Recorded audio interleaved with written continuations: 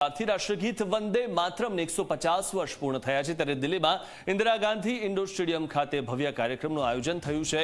પ્રધાનમંત્રી નરેન્દ્ર મોદીના હસ્તે સમારોહનું ઉદ્ઘાટન કરવામાં આવશે। એક સ્મારક ટપાલ ટિકિટ અને સિક્કો પણ જાહેર થશે। આજે સીધા દ્રશ્યો આપ દિલ્હીથી જોઈ રહ્યા છો ત્યારે 7 નવેમ્બર 2026 સુધી ચાલશે આ કાર્યક્રમ।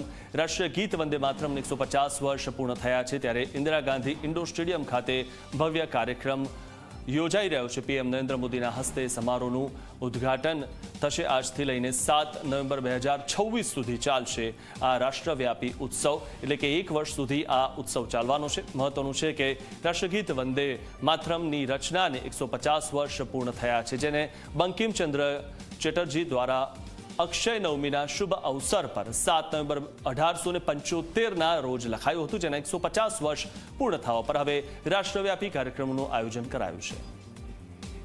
अधिकारीगण कार्यक्रम में अपनी प्रस्तुति देने के लिए आए हुए देश के अपने अपनी विधा के ऐसे मैस्टिरोज, सारे प्रख्यात कलावंत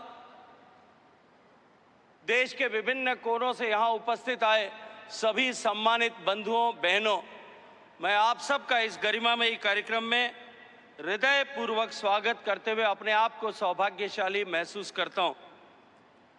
मित्रों, आज सब हम एकत्रित होकर के यहाँ केवल एक ऐसे गीत को नहीं, अभी तो राष्ट्रभक्ति के उस भाव को स्मरण करने के लिए यहाँ आए।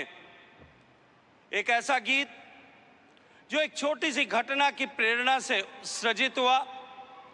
बंकिमचंद्र चटर्जी, जिन्होंने आनंद मठ उपन्यास में जो 1770 के सन्यासी आंदोलन के प्रतिरूप के रूप में उन्होंने लिखा था,